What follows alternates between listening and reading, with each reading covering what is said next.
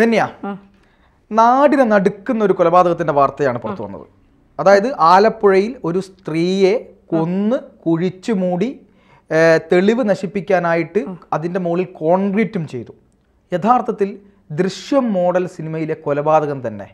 പക്ഷേ അദ്ദേഹത്തിൻ്റെ ഈ ദൃശ്യം സിനിമയിലെ പോലീസുകാരല്ല കേരള പോലീസ് എന്നുള്ളത് കൊണ്ടും അതറിയുന്ന ആളുകൾ അത് മറച്ചു വെക്കാൻ തയ്യാറല്ല അതുകൊണ്ടും ഈ പറയുന്ന പുള്ളി പിടിയിലായിട്ടുണ്ട്. പക്ഷെ നമ്മളെ പറയുന്നതിനെക്കാട്ടൊക്കെ അപ്പുറത്തേക്ക് അതിദാരുണമായ സംഭവമാണ്.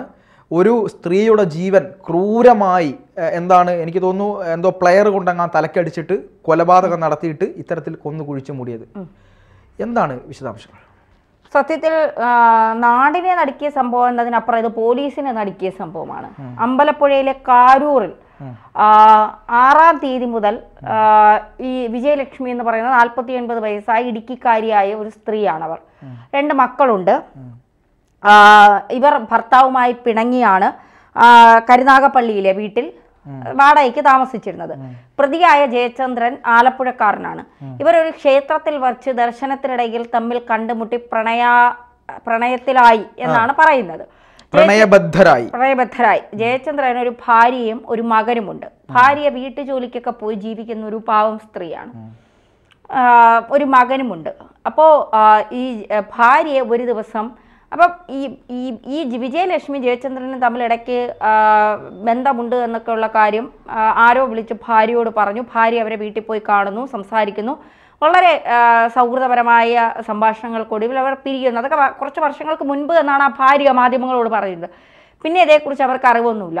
ഒരു ദിവസം ജയചന്ദ്രൻ ബോട്ടിൽ പോകുന്നതാണ്, മീൻ പിടിക്കാനും അങ്ങനെ പോകുന്ന ഒരാളാണ്.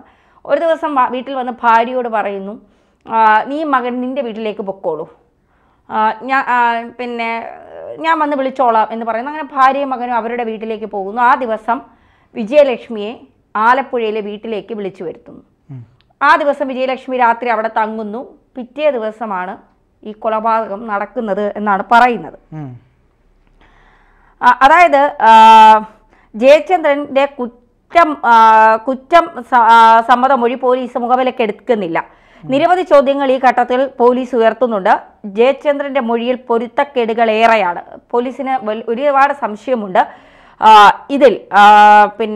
ഈ മറ്റ് പലരും ഉണ്ടോ എന്നുള്ളത്. അതായത് ഈ വിജയലക്ഷ്മിയും ജയചന്ദ്രനും തമ്മിൽ പ്രണയത്തിലായിരിക്കുമ്പോൾ തന്നെ വിജയലക്ഷ്മിക്ക് മറ്റ് പുരുഷന്മാരുമായി ബന്ധമുണ്ടായിരുന്നു എന്ന് സംശയിക്കുകയാണ് ജയചന്ദ്രൻ. ആ സംശയത്തിന്റെ പുറത്തുണ്ടായ സംശയരോഗം മൂർധന്യ അവസ്ഥയിലെത്തിയപ്പോഴാണ് ഈ സ്ത്രീയെ കൊലപ്പെടുത്തിയത് എന്നാണ് പറയുന്നത്. അതും പ്ലെയർ കൊണ്ട് തലക്കടിച്ച് കൊന്നതിന് ശേഷം കുഴിയെടുത്ത് അതിൻ്റെ അകത്ത് കോൺക്രീറ്റ് ചെയ്ത്, അപ്പം കോൺക്രീറ്റ് ചെയ്യുമ്പോൾ അറിയില്ലല്ലോ, കുഴിച്ചു മൂടി അതിനുശേഷം അവിടെ 2-3 ചാക്കുകളൊക്കെ കിടന്ന് അത് കത്തിച്ചു എന്നൊക്കെയാണ് പറയുന്നത്. കൂടുതൽ വിശദാംശങ്ങൾ ഇപ്പോഴും പുറത്തു വന്നിട്ടില്ല. വിജയലക്ഷ്മി ഇടുക്കി സ്വദേശിയാണ്, വിവാഹം ചെയ്തിരുന്നത്. പിന്നീട് ഭർത്താവുമായി പിണങ്ങി കരുനാഗപ്പള്ളിയിലെ വീട്ടിലേക്ക് താമസം മാറ്റി. ഇവർക്ക് 2 മക്കളുണ്ട്. ഒറ്റയ്ക്ക് വാടകയ്ക്കാണ് ഇവർ താമസിച്ചിരുന്നത്. ഇതിനിടെയാണ് അമ്പലപ്പുഴ സ്വദേശി ജയചന്ദ്രനെ പരിചയപ്പെടുന്നത്. മക്കളുണ്ട്, 2 മക്കളുണ്ട്. 4 ദിവസം മുൻപ് വിജയലക്ഷ്മിയോട് അമ്പലപ്പുഴയിലെത്താൻ ജയചന്ദ്രൻ ആവശ്യപ്പെട്ടത്. തുടർന്നാണ് ഇരുവരും അമ്പലപ്പുഴ ക്ഷേത്രത്തിൽ ദർശനം നടത്തി. പിന്നീട് ജയചന്ദ്രന്റെ വീട്ടിലെത്തിയ വിജയലക്ഷ്മിയും ജയചന്ദ്രനും തമ്മിൽ വഴക്കിട്ടു എന്നാണ് നിഗമനം. അതായത് ഞാനല്ലാതെ മറ്റാരുമായി നിനക്ക് ബന്ധമുണ്ട് എന്നുള്ള തരത്തിൽ ഇയാൾ വിജയലക്ഷ്മിയുമായി വഴക്കിട്ടു. ജയചന്ദ്രന്റെ വീട്ടിൽ ഭാര്യയും മകനുമുണ്ട്. അതുകൊണ്ട് തന്നെ ജയചന്ദ്രന്റെ ഈ വിശദീകരണത്തിൽ പോലീസിന് സംശയമുണ്ട്. വിജയലക്ഷ്മിക്ക് വന്ന ഒരു ഫോൺ കോളിന്റെ പേരിലാണ് ഇരുവരും വഴക്കിട്ടതെന്നാണ് സൂചന. തുടർന്ന് പ്ലെയർ ഉപയോഗിച്ച് തലക്കടിച്ച് വിജയലക്ഷ്മിയെ കൊലപ്പെടുത്തിയെന്നും വീടിന് സമീപത്തെ പറമ്പിൽ കുഴിച്ചിട്ടെന്നുമാണ് നിഗമനം. ജയചന്ദ്രൻ ബോട്ടിലെ തൊഴിലാളി എന്നാണ് പ്രദേശവാസികൾ പറയുന്നത്. 1.5 വർഷം മുൻപാണ് ജയചന്ദ്രനും കുടുംബവും കരൂരിലെ വീട്ടിലേക്ക് മാറിയത്. ജയചന്ദ്രന് ഭാര്യയും മകനുമുണ്ട്. ഈ സംഭവം എങ്ങനെ പുറത്തറിഞ്ഞു, എങ്ങനെയാണെന്നൊക്കെ ഉള്ളത് ഇനി വരും മണിക്കൂറുകളിൽ മാത്രമേ നമുക്കറിയാൻ കഴിയൂ. ഇവിടെ ഒരു പ്രധാന വില്ലൻ എന്താണ്? അവിഹിതം. അതെ, അവിഹിതമാണ്. ഒരു ഭാര്യയും മകനുമുള്ള ആളാണ് ജയചന്ദ്രൻ. ഇപ്പോൾ വിജയലക്ഷ്മിയെ സംബന്ധിച്ചിടത്തോളം അവർക്ക് ഭർത്താവില്ല, ഭർത്താവുമായി പിണങ്ങി 2 മക്കളെയും കൊണ്ട് അവർ കരുനാഗപ്പള്ളിയിലെ ഒരു വീട്ടിൽ താമസിക്കുന്നു. 49 വയസ്സുണ്ട്. കണ്ടാൽ അതിമനോഹരിയാണ്. ഫോട്ടോയിൽ കണ്ടപ്പോൾ, നേരിട്ട് കണ്ടിട്ടില്ല, ഫോട്ടോയിൽ അതിമനോഹരിയാണ്. ഫോട്ടോഷോപ്പാണോ എന്നറിയില്ല, എങ്കിലും മനോഹരിയാണ്. തൻ്റെ ഒപ്പം ഈ പിന്നെ വന്ന സ്ത്രീക്ക് മറ്റു പുരുഷന്മാരുമായി ബന്ധമുണ്ട് എന്നുള്ളത് വല്ലാത്ത രീതിയിൽ ഒരു പുരുഷനെ വലിയ രീതിയിലുള്ള സംശയരോഗങ്ങൾക്ക്, ഫോൺ വിളികൾ വരുമ്പോൾ എന്നെ വിളിച്ചതുപോലെ തന്നെ ഇവളിനി മറ്റാരെങ്കിലും വിളിക്കുന്നുണ്ടോ, ഞാനുമായി ബന്ധപ്പെട്ടതുപോലെ തന്നെ മറ്റാരെങ്കിലുമായി ഇവൾക്ക് ബന്ധമുണ്ടോ എന്നൊക്കെയുള്ള അമിതമായ സംശയമാണ് ഇത്തരം കൊലപാതകത്തിലേക്ക് എത്തിക്കുന്ന. എനിക്ക് തോന്നുന്നു ഈ അവിഹിതമാണോ സംശയരോഗമാണോ? രണ്ടുമുണ്ട്, രണ്ടും വില്ലനാണ്. അവിഹിതവും വില്ലനാണ്. പാർത്ത ഈ അവിഹിതം എന്ന് പറയുന്നത് നമ്മൾ വിചാരിക്കത്, ഈ ചിലർ ഈ ഫേസ്ബുക്കിലൊക്കെ എഴുതുന്ന ഞാൻ കണ്ടിട്ടുണ്ട്, ഏറ്റവും നല്ല പ്രണയം അവിഹിതമാണ്. കാരണം പിന്നെ ഒരു എന്താ പറയുക, ഒരു ഭയവുമില്ലാതെ ഇപ്പോൾ ഭർത്താവുള്ളവർ ഭാര്യയെയും, ഭർത്താവുള്ളവർ മറ്റൊരു സ്ത്രീയെയും, ഭാര്യയുള്ളവർ മറ്റൊരു പുരുഷനെയും പ്രേമിക്കുന്നത് പോലെ അത്രയും തീവ്രമായി മറ്റാർക്കും ആരെയും സ്നേഹിക്കാൻ കഴിയുന്നത്. പക്ഷേ ഇതിലൊരു കാര്യം മനസ്സിലാക്കാനുള്ളത്, ഒരു ഭാര്യ ഏറ്റവും വിശ്വസിച്ച് ജീവിക്കുന്നത് ആ ഭർത്താവിനെ ആയിരിക്കും. ആ ഭാര്യ ആ ഭർത്താവിന് മറ്റൊരു സ്ത്രീയുമായുള്ള ബന്ധം അറിയുമ്പോൾ ആ ഭാര്യ ചിലപ്പോൾ അവർക്ക് അവിഹിതമോ അല്ലെങ്കിൽ മറ്റു ആണുങ്ങളുമായോ ബന്ധമുണ്ടാവില്ല, അവരുടെ ഒരു മാനസിക നില തെറ്റുന്ന ഒരു സാഹചര്യം ഉണ്ടാകും.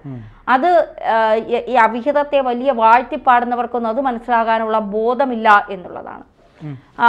എൻ്റെ ഒരു സുഹൃത്തിൻ്റെ ഒരു അവിഹിതം പിടിച്ചപ്പോൾ ആ സുഹൃത്ത് പറഞ്ഞത് പറ്റിപ്പോയി എന്നാണ്.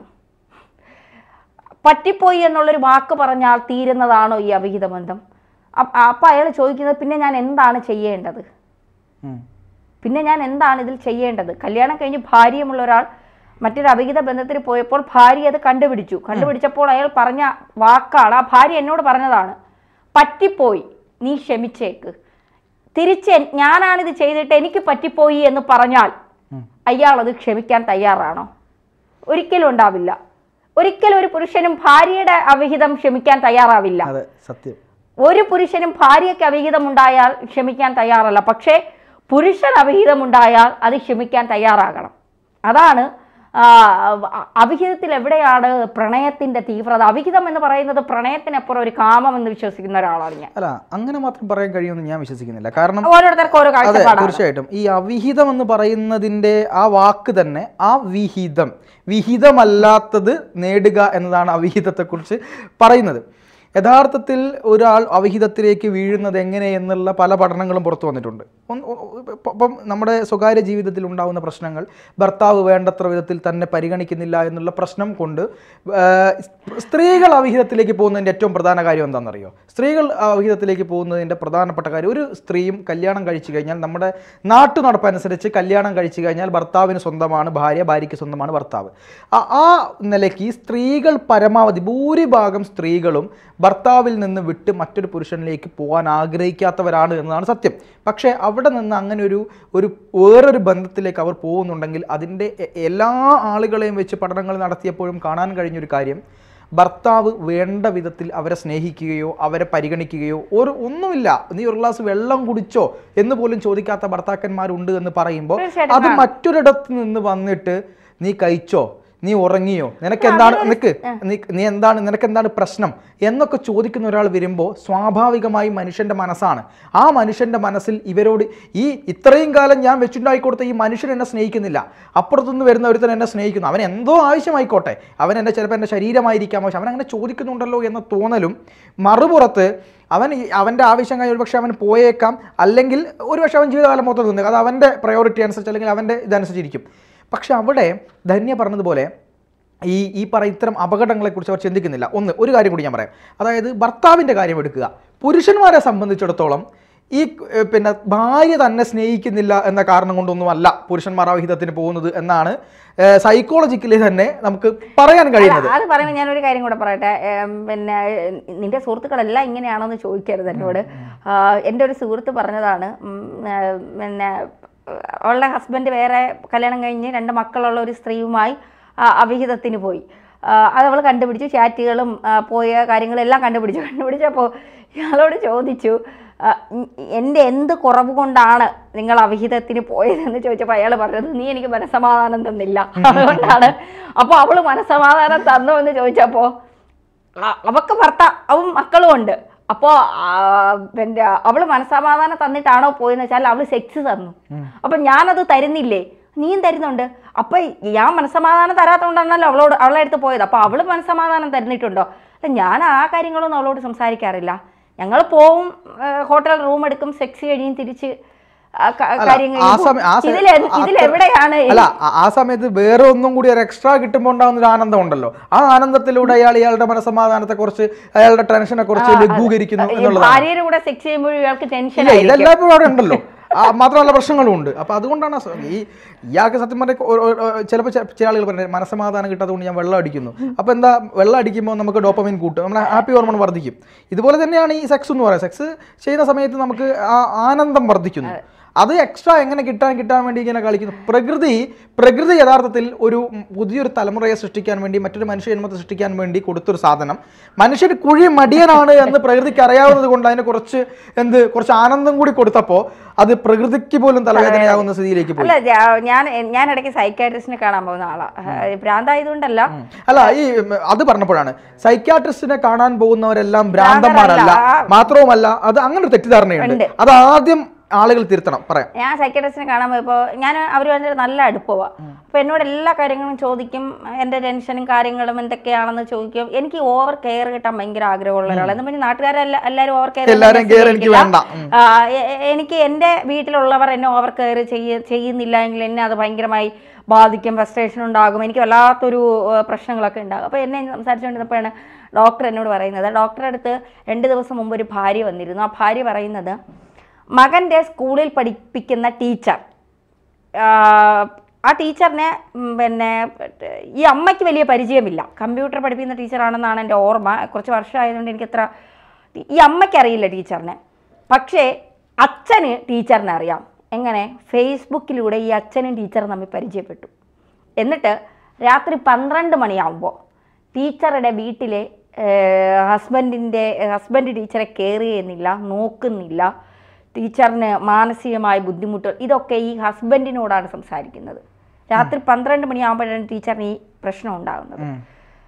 അവർക്ക് ഭർത്താവുണ്ട്, പക്ഷെ ആ ഭർത്താവിനോട് പറഞ്ഞാൽ ആ ടെൻഷൻ്റെ എന്താ പറയുക അവസ്ഥ കൂടുകയല്ലാതെ കുറയില്ല. അതുകൊണ്ട് ഈ സ്റ്റുഡൻറ്റിൻ്റെ അച്ഛനോട് പറഞ്ഞാൽ കുറയും. അദ്ദേഹത്തിന്റെ ഭാര്യയുടെ ടെൻഷനോ കാര്യങ്ങളോ കേൾക്കുന്നില്ല. പക്ഷെ ഈ ടീച്ചറുടെ ടെൻഷനും കാര്യങ്ങളും കേൾക്കാൻ അദ്ദേഹം മെനക്കെടാറുണ്ട്, സമയം കണ്ടെത്താറുണ്ട് എന്നുള്ളത്. അപ്പോൾ ഡോക്ടർ എന്നോട് പറയുകയാണ്, ഇതാണ് ലോകം തന്നെ. മനുഷ്യന്റെ സാർവത്രികമായ ഒരു മെന്റൽ അവസ്ഥയാണ്, മാനസികാവസ്ഥയാണ്. ഇപ്പൊ എന്നോട് പറയുന്നത്, ധന്യെ കേൾക്കാൻ ഞാനുണ്ട്, പക്ഷെ എന്നെ കേൾക്കാൻ ആരുണ്ട് എന്ന് ചോദിച്ചാൽ ഞാനിപ്പോഴും, കാരണം ഞാൻ തന്നെ ഇപ്പൊ കേൾപ്പിക്കേണ്ട അവസ്ഥയിലേക്കാണ് ഞാൻ പോകുന്നത്. അപ്പൊ ഞാൻ ധന്യയ്ക്ക് ഒരു പ്രശ്നം ഓടി വരാൻ ഞാനുണ്ട്, എന്നെ കേൾക്കാൻ ആരുണ്ടെന്നുള്ളൊരു അവിടെയാണ് മനുഷ്യൻ ഈ അവിഹിതത്തിലേക്ക്, എന്നെ കേൾക്കാൻ ഒരാളുണ്ടാകണമെന്ന്. ഇത് ഈ വിഷയം പറഞ്ഞാൽ തീരില്ല. നമ്മൾ ജയചന്ദ്രനിൽ നിന്ന് തുടങ്ങി അവിഹിതത്തിലേക്ക് എത്തി നിൽക്കുകയാണ്. അല്ല, അവിഹിതമാണ് ജയചന്ദ്രനെ ഇവിടെ എത്തിച്ചത്.